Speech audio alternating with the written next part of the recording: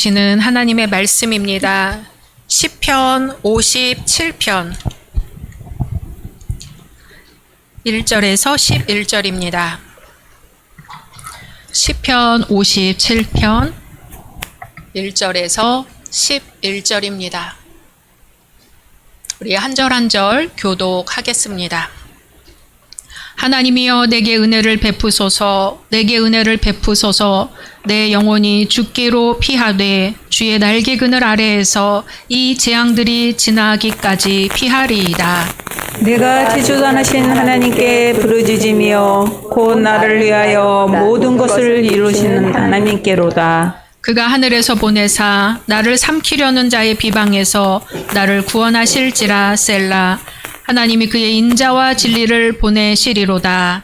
내 영혼이 사자들 가운데서 살며 내가 불사르는 자 중에 누웠으니 곧 사람의 아들 중이라. 그들의 이는 창과 화살이요 그들의 혀는 날카로운 칼 같도다. 하나님이여 주는 하늘 위에 높이 들리시며 주의 영광이 온 세계 위에 높아지기를 원하나이다. 그들이 내 걸음을 막으려고 그물을 준비하였으니 내 영혼이 억울하도다. 그들이 내 앞에 웅덩이를 봤으나 자기들이 그 중에 빠졌도다. 하나님이여 내 마음이 확정되었고 내 마음이 확정되었사오니 내가 노래하고 내가 찬송하리이다. 내 영광아 깰지어다. 비파야 수금아 깰지어다. 내가 새벽을 깨우리로다. 주여 내가 만민 중에서 주께 감사하오며 문나라 중에서 주를 찬송하리이다. 무릇 주의 인자는 커서 하늘에 미치고 주의 진리는 궁창에 이르나이다. 같이 하나님이여 주는 하늘 위에 높이 들리시며 주의 영광이 온 세계 위에 높아지기를 원하나이다. 아멘. 요한복음 20장의 말씀입니다. 요한복음 20장 19절에서 22절입니다. 요한복음 20장 19절에서 22절 말씀까지 한 절 한 절 교독하겠습니다. 이날 곧 안식 후 첫날 저녁 때에 제자들이 유대인들을 두려워하여 모인 곳에 문들을 닫았더니 예수께서 오사 가운데 서서 이르시되 너희에게 평강이 있을지어다. 이 말씀을 하시고 손과 옆구리를 보이시니 제자들이 주를 보고 기뻐하더라. 예수께서 또 이르시되 너희에게 평강이 있을지어다. 아버지께서 나를 보내신 것 같이 나도 너희를 보내노라. 이 말씀을 하시고 그들을 향하사 숨을 내쉬며 이르시되 성령을 받으라. 아멘. 이 시간에는 일람선교의 찬양 하나님께 영광 돌립니다. 우리 함께 예배드리시는 우리 현장의 모든 분들 또 온라인상의 모든 분들을 주님의 이름으로 환영하고 축복합니다. 우리 앞뒤 옆에 계신 분들과 인사 나누겠습니다. 잘 오셨습니다. 축복합니다. 네, 오래 받으신 약속의 말씀 함께 암송하겠습니다.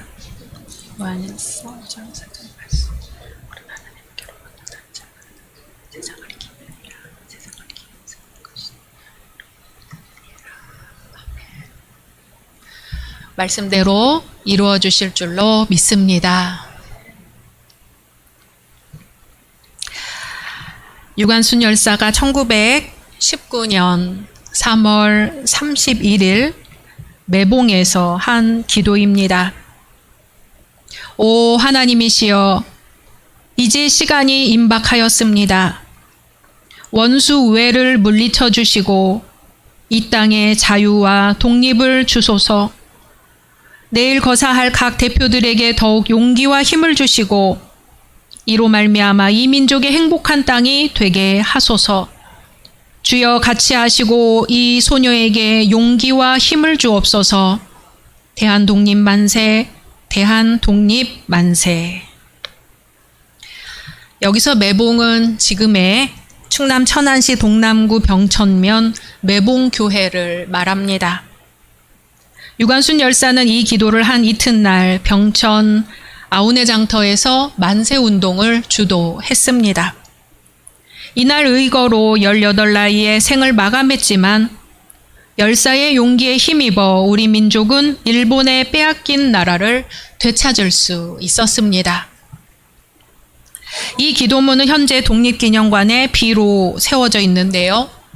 독립기념관에는 여러 독립운동가의 말과 글을 새긴 비석들이 세워져 있습니다. 이봉창 의사의 선서문, 신채호 선생의 조선혁명 선언문, 안창호 선생과 윤봉길 의사 어록 등이 대표적입니다. 3.1운동이 폭발한 1919년 봄은 하루아침에 솟은 분노가 아니라 식민지 통치 10년의 억압과 모멸이 한계에 이른 순간이었습니다.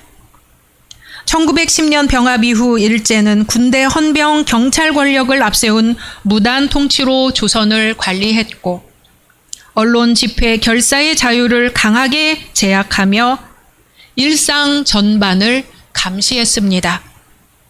학교와 거리, 시장과 마을까지 치안이라는 이름의 폭력적 질서가 스며들었고 이런 분위기 속에서 민중의 삶은 숨이 막히듯 좁아졌습니다. 그럼에도 독립의지는 꺼지지 않았습니다. 학생과 지식인, 종교인, 상인과 농민에 이르기까지 다양한 층이 민족의 현실을 공유하며 독립의식을 키워갔습니다.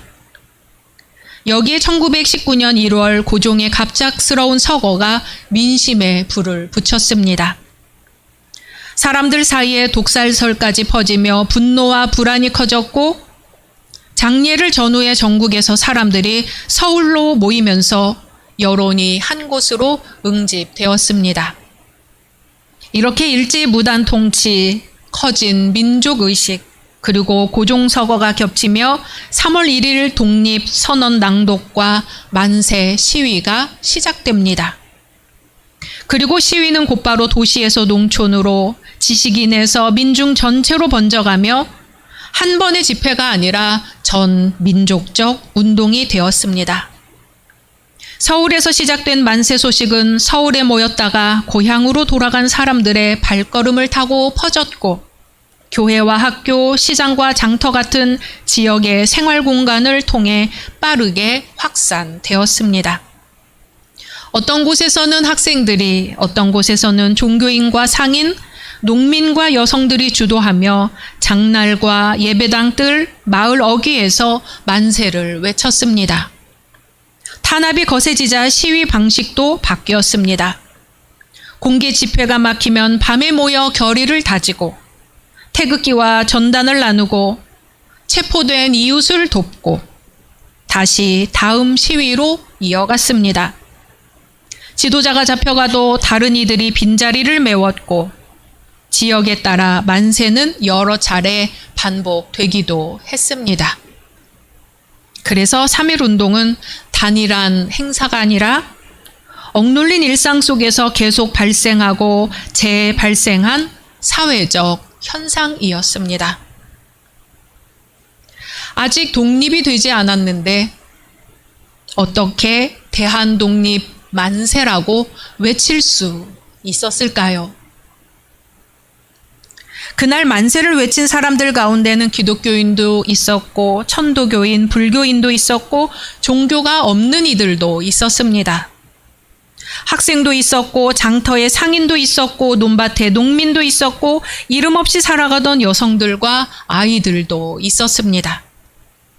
아직 현실은 바뀌지 않았지만 사람들은 더 이상 두려움만으로는 살 수가 없었습니다. 그래서 우리 민족은 결과를 확인한 뒤에 외친 것이 아니라 두려움을 넘어서는 선택을 먼저 하고 그 선택을 목소리로 내뱉었습니다. 대한독립 만세. 대한독립 만세는 현실을 부정하는 말이 아니라 현실을 직시하면서도 미래를 포기하지 않겠다는 외침이었습니다. 3.1 만세 운동과 오늘 아둘람굴의 기도는 참 닮아 있습니다. 아둘람굴은 다윗이 숨어 살던 곳의 이름입니다. 아둘람 지역에 여러 굴이 있었는데 다윗은 그 굴에서 사울 왕을 피해 살았습니다. 다윗은 왜 숨어야만 했을까요? 다윗은 이미 사무엘에게 기름 부음을 받았지만 아직 왕좌에는 오르지 못했습니다. 다윗은 골리앗을 쓰러뜨린 이후 왕궁의 영웅이 되었고 사울의 군대에서 승리를 거두며 백성의 사랑을 받았습니다. 그런데 가장 왕에 가까웠던 자리가 오히려 가장 깊은 나락의 시작이 됩니다. 사울이 죽인 자는 천천히요, 다윗이 죽인 자는 만만히로다는 노래가 퍼지자 사울왕의 마음에는 두려움과 질투가 자라나고 다윗을 경쟁자로 보기 시작합니다. 그때부터 다윗은 더 이상 왕궁의 인물이 아니라 왕의 창을 피해 도망다니는 도망자가 되고 말지요. 친밀했던 궁정과 친구 요나단, 익숙한 도시를 떠나 광야와 동굴, 사람의 눈을 피해 가장 낮은 자리로 숨어 들었습니다. 시편 57편의 제목이 다윗이 사울을 피하여 굴에 있던 때에 라고 되어 있습니다. 우리 한번 사진을 보실까요?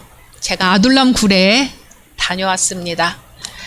아둘람 국립공원으로 되어 있는데 저 지역에 가면 저런 굴이 여럿이 있다고 합니다. 다음 사진 보여주세요. 굴 안에 들어가면은 또 다른 굴이 안으로 연결이 되어 있습니다. 그 다음 사진 보여주세요.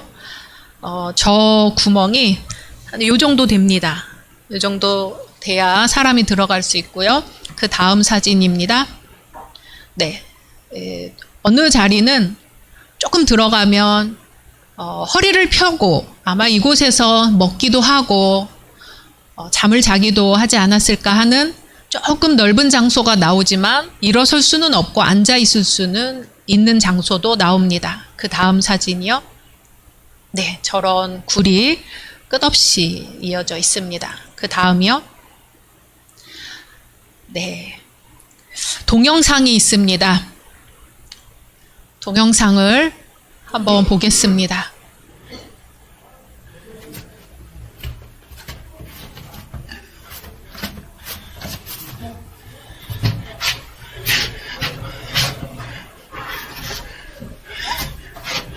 구멍이 작아서 오리걸음으로는 갈 수가 없고 무릎으로 기어서 팔꿈치로 기어서만 이동을 할 수가 있는 곳입니다.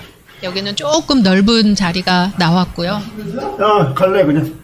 네, 저렇게 작은 굴을 허리를 숙이고 기어서 가야 됩니다. 프레시 하고 있어. 프레시 하고 있어. 오케이. 어떤 분이 기어가기도 힘든데 랜턴으로 불도 비추고 영상도 찍어주셔서 다른 목사님이 찍으신 영상이고요. 이제 굴을 통과해 나와서 우리 저하고 유디영 전도사님이 초췌한 모습으로 이 팔꿈치, 팔하고 무릎하고 다 먼지로 뒤덮여서 나왔는데요. 그래도 통과해서 나왔기 때문에 기념 사진을 한 장 찍었습니다. 네, 감사합니다. 저 굴에서 아마도 다윗이 있었을 것이라고 짐작을 하면서요. 다윗의 마음이 어땠을까? 시편 57편을 묵상해 보았습니다. 다윗은 지금 약속이 성취된 자리가 아니라 약속이 미뤄진 자리에 있습니다. 그래서 시편 57편은 먼저 탄식으로 시작합니다. 우리 1절 말씀 같이 읽어보겠습니다. 시작.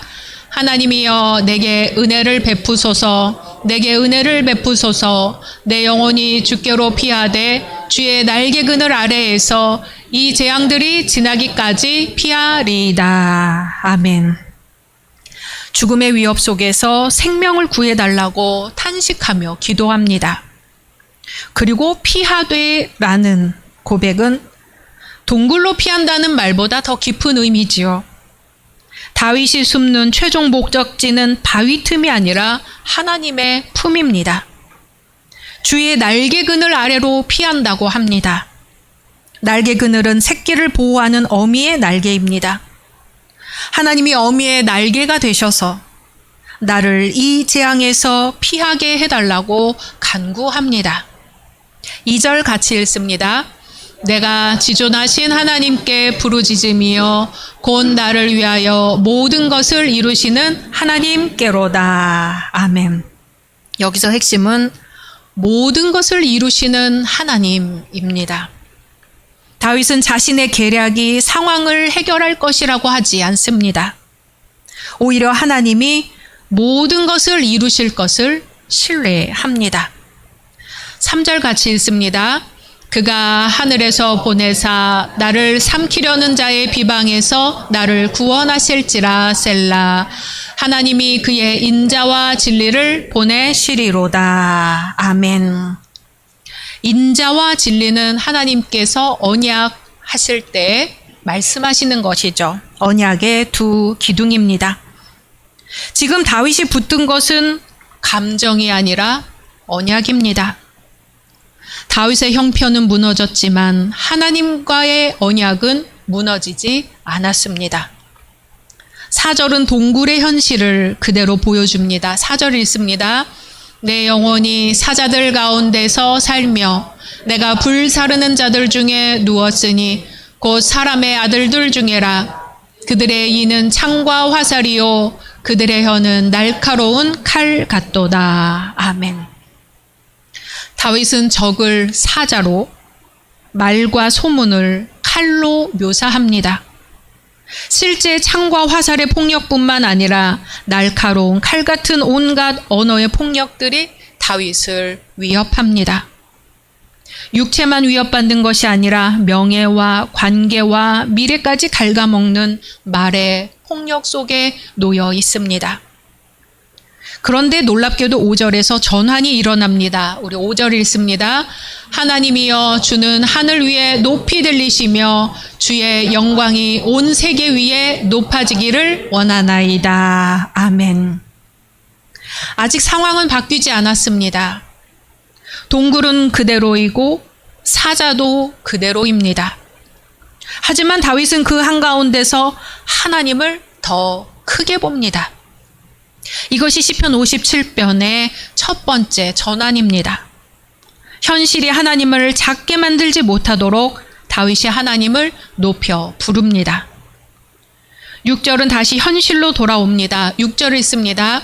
그들이 내 걸음을 막으려고 그물을 준비하였으니 내 영혼이 억울하도다. 그들이 내 앞에 웅덩이를 팠으나 자기들이 그 중에 빠졌도다. 셀라. 아멘. 여기서 다윗은 하나님이 지금 즉시 모든 악을 제거하셨다고 하지 않습니다. 다만 웅덩이를 판 사람들이 그 웅덩이에 빠지는 결과를 노래합니다. 동굴에서의 이 고백은 즉시 해결이 아니라 하나님께서는 끝내 뒤집으실 것이라는 믿음의 고백입니다. 7절에서 두 번째로 더 깊은 전환이 옵니다. 같이 읽습니다. 하나님이여 내 마음이 확정되었고 내 마음이 확정되었사오니 내가 노래하고 내가 찬송하리이다. 아멘. 여기서 확정했다는 것은 감정이 없는 상태가 아닙니다. 두려움이 사라졌다는 뜻도 아닙니다.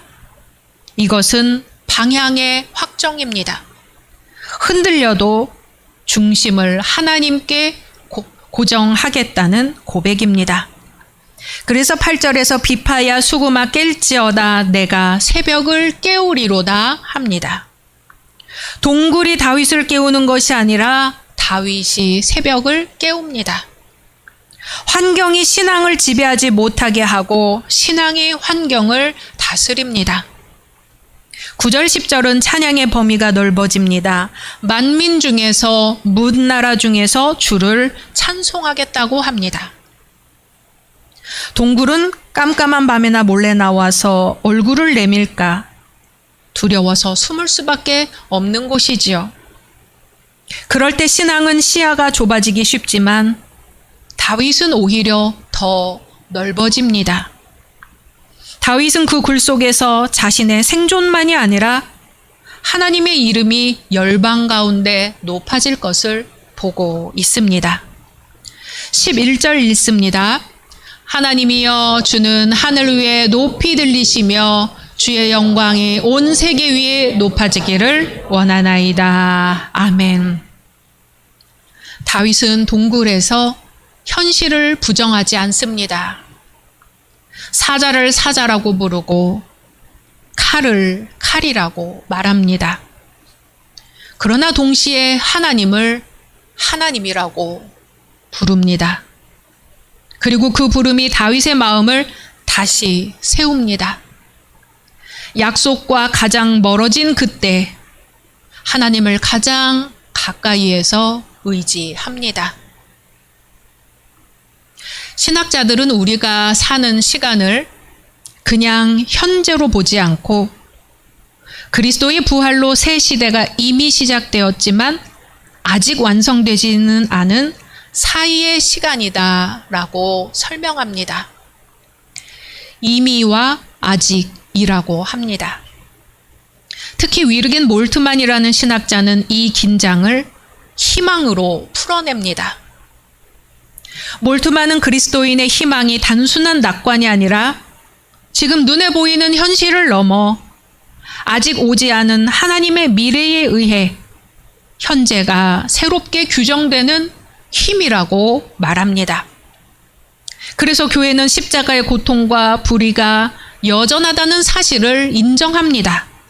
그러나 동시에 부활은 하나님이 이미 시작하신 새 창조의 표지이기에 성도는 아직 어둠이 남아 있어도 이미 시작된 하나님의 미래를 당겨 살아가는 사람들이 되는 것입니다. 시편 57편 7절에 내 마음이 확정되었고 하는 것은 상황이 안정되었다는 말이 아니라 마음의 무게중심을 하나님의 미래에 고정했다는 고백입니다.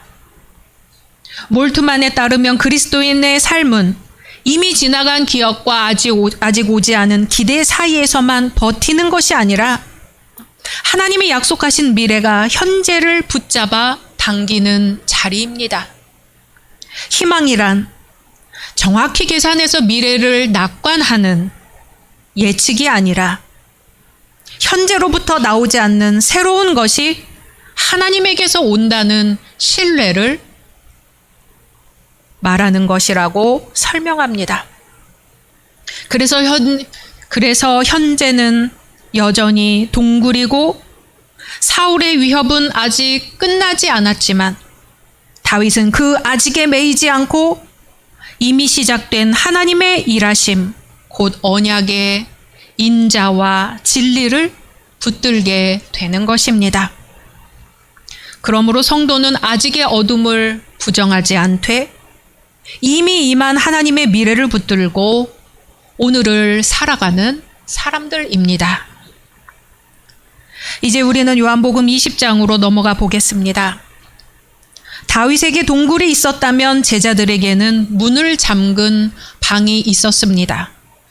우리 요한복음 20장 19절 같이 읽습니다. 시작.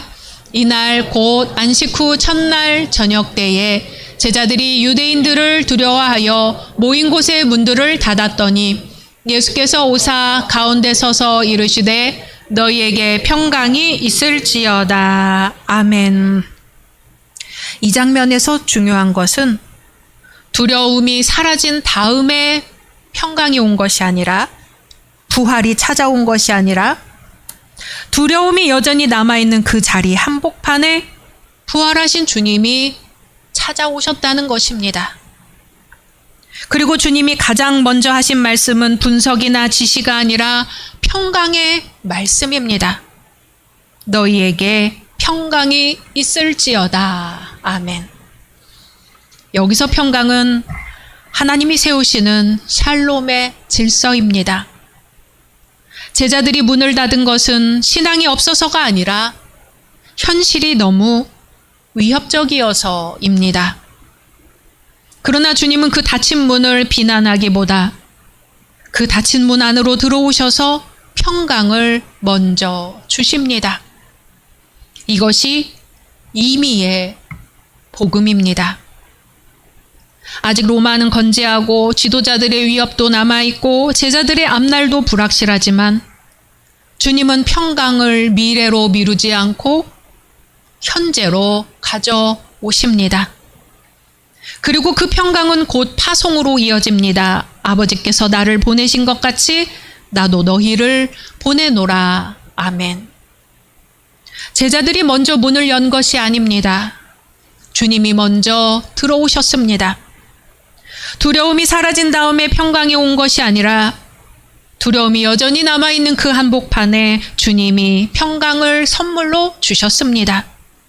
그래서 이 평강은 상황이 좋아져서 얻는 안정이 아니라 상황이 여전히 거칠어도 무너지지 않게 하는 하나님의 샬롬입니다. 그리고 그 샬롬은 사람을 방 안에 머물게 하지 않지요.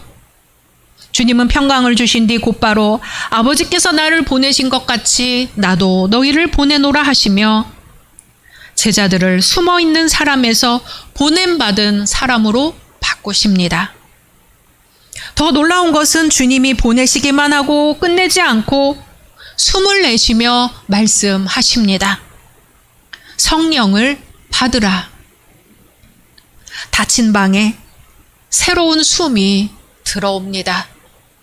새 창조의 호흡이 공동체를 다시 살립니다. 그 옛날에 하나님께서 사람을 창조하시고는 후 하고 생기를 불어 넣으신 것처럼 우리 주님도 닫힌 문 속에 갇힌 우리들을 찾아오셔서는 후 하고 숨을 내쉬며 성령을 받으라고 말씀하십니다. 우리의 닫힌 마음 속에, 우리의 닫힌 가정 속에, 우리의 닫힌 현실 속에 예수님은 성령의 생기를 후 하고 불어 넣어 주십니다. 닫혀있고 막혀있던 모든 것들 가운데로 오셔서는 성령의 새바람을 불어 넣어 주십니다. 사랑하는 열린 성도 여러분, 제자들만 문을 닫는 게 아니라 우리도 문을 닫을 때가 많습니다. 어떤 날은 마음이 닫히고 관계가 닫히고 세상을 향한 걸음이 멈춥니다. 그런데 부활하신 주님은 닫힌 그 문 안으로 들어오셔서는 먼저 말씀하십니다. 너희에게 평강이 있을지어다.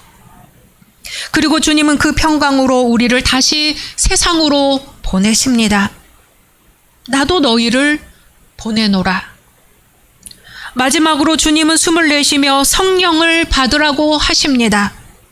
사명을 감당하라는 말씀만 주신 것이 아니라 감당할 새 숨을 함께 불어 넣어 주십니다. 믿음이란 무엇인가요? 믿음은 두려움이 없다는 증명이 아니라 주님이 주신 평강을 붙들고 문을 열어 한 걸음 내딛는 순종입니다. 이번 주 주님이 주시는 평강으로 내 안에 닫힌 문 하나를 열어보면 좋겠습니다. 그리고 성령의 숨결을 따라 주님이 보내시는 자리로 걸어가면 좋겠습니다. 그 길 끝에 이미 왔지만 아직 완성되지 않은 주님의 나라를 만나고 새벽을 깨우는 우리 모두가 되기를 주님의 이름으로 축원합니다. 주님의 말씀입니다. 예수께서 또 이르시되 너희에게 평강이 있을지어다. 아버지께서 나를 보내신 것 같이 나도 너희를 보내노라. 숨을 내쉬며 이르시되 성령을 받으라. 아멘. 말씀 묵상하며 이 시간 우리나라와 민족을 위하여 또한 세계의 평화를 위하여 앞뒤 옆에 성도님들을 위하여 환우들을 위하여 잠시 소리내어 기도하겠습니다. 거룩하고 놀라우신 주 하나님, 이 시간 주님 앞에 기도합니다. 주님, 우리나라와 우리 민족을 구원하여 주소서. 주님 안에서 하나가 되게 하옵소서. 화합하게 하옵소서.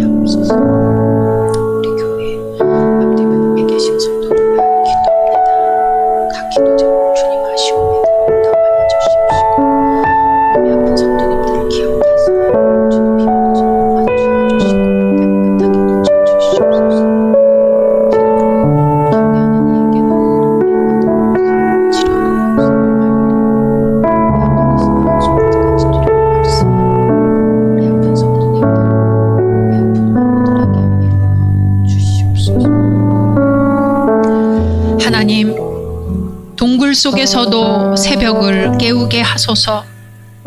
함께 하시어 결국은 찬양받으실 하나님을 기억하게 하소서.